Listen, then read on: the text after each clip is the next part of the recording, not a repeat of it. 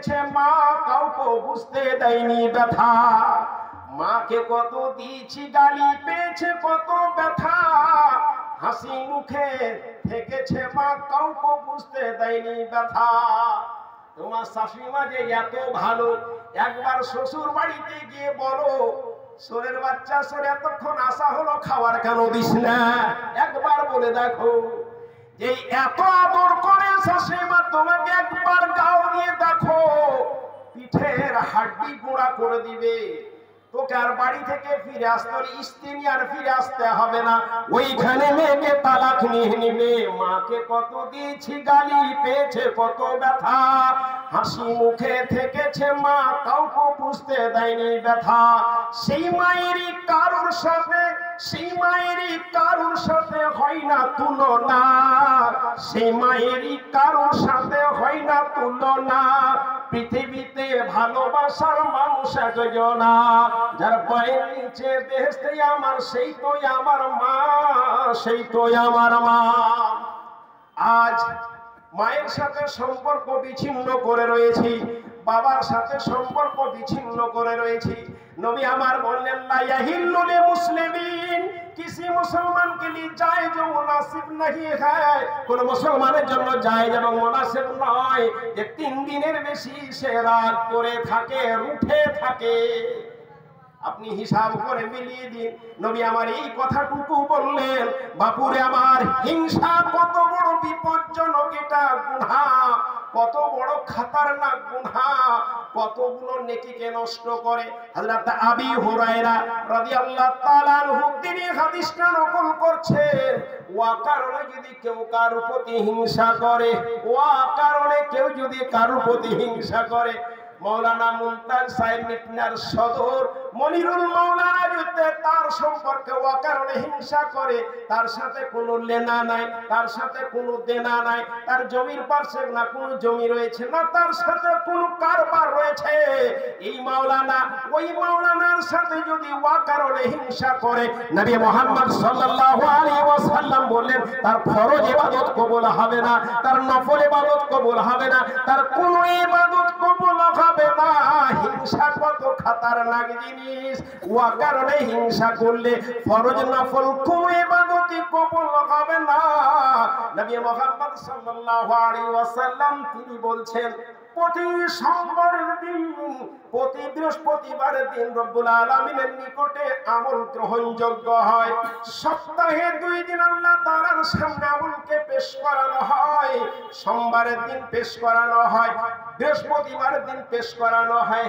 এলাকার মানুষ বেশি বুঝবে, যারা মুকদ্দম রয়েছে, ঠিকাদার রয়েছে, তারা কাজ করে, তাদের লেবার গুলো কাছে যখন বাবা পয়সা চায় বাবা, ছেলে বলে আব্বা এখনো পাগার হয়নি আব্বা, তার মানে সপ্তাহে একদিন পাগার হয়, একদিন বেতন দেয়, ওই সপ্তাহটা পেয়েছে এখনো পাইনি। কেউ তো মাসে পাগার দেয়।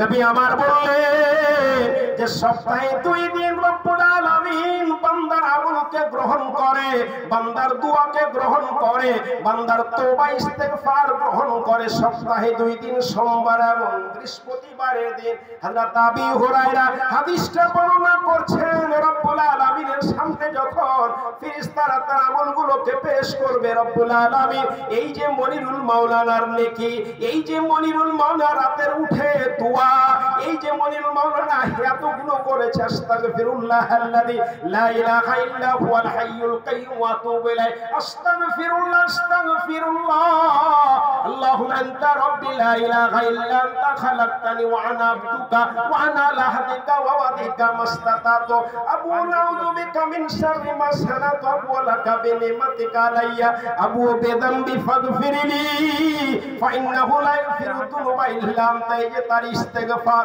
রব্বুল আলামিন তুমি এর দোয়া কবুল করো, রাতের নামাজ কবুল করো, ফরজ নামাজ কবুল করো।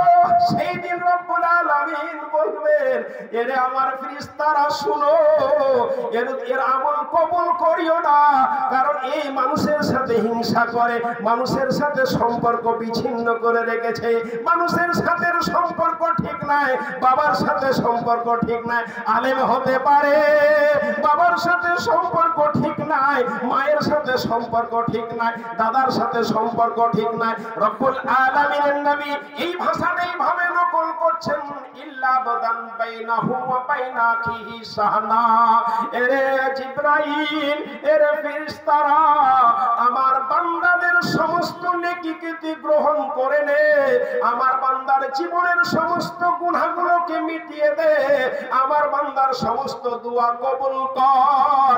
ইল্লা আবদান বাইনাহু ওয়া বাইনা আখিহি সাহনা, তবে আমার ওই দুই বান্দার নেকি কবুল করিস না, ওই দুই বান্দার গুনাহ মাফ করিস না, ওই দুই বান্দার দোয়া কবুল করিস না যারা আপোষের মধ্যে হিংসা রেখেছে।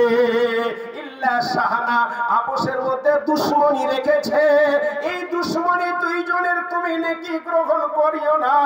আল্লাহ তাআলা বলেন, ইউকালু, ওই ফেরেশতাদের বলানো হয়, উতরুকু হাযাইনা হাত্তা ইয়াফিয়া, এদের গুনাহগুলো কই অবস্থায় ছেড়ে দাও, এদের নেকিগুলো অবস্থায় ছেড়ে দাও, এদের দোয়াগুলো অবস্থায় ছেড়ে দাও, যতক্ষণ আপোষের মধ্যে এরা ইসলাম না করে নিবে, আপোষের মধ্যে মিল মিলাপ না করে নিবে, আপোষের মধ্যে ইসলাম না করে নিবে, এদের দোয়া গ্রহণ করিও না। কি ভয়াবহ হিংসা আপনি দেখেন। নবী আমার বললেন, হিংসা কত বড় বিপজ্জনক গুনাহ, কত বড় বিপজ্জনক গুনাহ। নবী আমার বলছেন, ইয়াকুমুল হাসাদা। এরে মা, যেই বাড়ি থেকে আমি বের হলাম, সেই বাড়ির পাশে মহিলাদের স্টেজে ছাকা ছাক হয়ে আছে, মহিলা পরিপূর্ণ হয়েছে। এত মহিলা গ্রামের মধ্যে সবাই যেন জলসায় চলে এসে মারে বোন রে আমার, অনয়ের সাথে বিনয়ের সাথে বলি রে মা, এত ইবাদত বন্দেগি করো, কিছু মহিলার সামান্য বেমারির জন্য যদি রোজা ছুটে দেয়, তো ফোন হয় বলিরুল মাওলানাকে, আমার এই হয়েছে, আমার নামাজ কবুল হবে কি হবে না, আমি এই হয়েছে, রোজা রাখতে পাবো কি পাবো না, এই বলে। ঠিক আছে, পরে করে দেবো। নাম কি আপনার? সোহরাবাড়ি। 1000 টাকা দিলেন। রব্বুল আলামিন বাপুর দানকে কবুল করিয়ে রব্বুল আলামিন, আলামিন এই বয়সে রব্বুল আলামিন আপনি পরে দিন। আরে দেন না, অন্য হারিয়ে আপনি, আপনাকে দিয়ে দিয়েছি মানে কবুল হয়ে গেছে। একটু বসে কয়েক মিনিট বলে দিই, তারপর আমি দানও উঠাতে পারি, এরকম ব্যাপার না। আর গাজালও বলতে পারি, বেদের মেয়ে জোৎস্নাই আমায়, এগুলো বল 4-5টা বললেই বাস চলবে। চল হিমা মাননি এসছে নাকি, চুম্বা দে দো বদলা মে ইউপি বিহার লাইলো। কিন্তু খালি প্রশ্ন উঠে, কিয়ামতের মানে ধরে যদি বসে কলার, এই সালা কি পড়েছিল স্টেজে বল, উত্তর কিছু নাই, কিছু উত্তর খুঁজে পাওয়া যাবে না। আরে এমন জিনিস পড়ো, এমন জিনিস বলো, 1 ঘন্টা যদি কোরআন ও হাদিসের চর্চা করানো হয়, সারা রাত্রি নফল নামাজের নেকি আপনার কানে আসবে, আপনার আমলনামায় আসবে, আপনার খাতায় লিখে দেওয়ানো হবে। 1 ঘন্টা কোরআন হাদিস চর্চা। ক ঘন্টা রয়েছে? 1 ঘন্টা কোরআন চর্চা। আরে আপনি চর্চা, জলসা শুনুন, তাফসীর কোন মাওলানা সে আলোচনা করুন, না রাত্রে একটু পড়ুন। জান্নাত আপনার জন্য আল্লাহ তৈরি করেছে, জাহান্নাম তো কত ভয়াবহ বিবরণ আসলে কোনদিন বলবো। এলাকার মানুষ তো খুব কম চিনে আর কি, কোনদিন দেখেনি আর কি, এই হিসাবে হয়তো।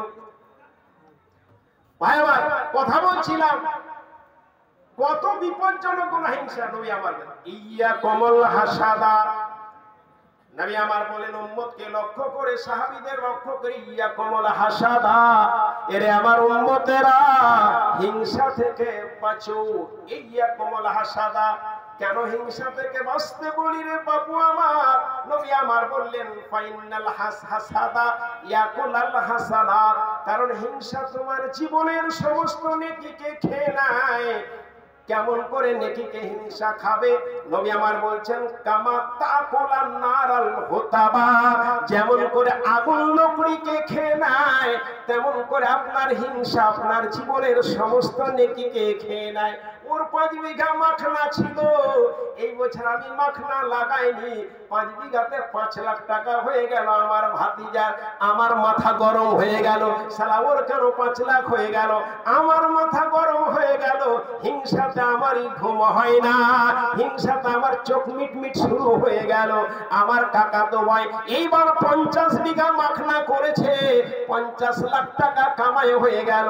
ওর হলো কামাই, এর হিংসাতে ঘুমি রাত্রে হয় না, এর হিংসাতে ঘুমি হয় না, খালি উঠে আর বসে। স্ত্রী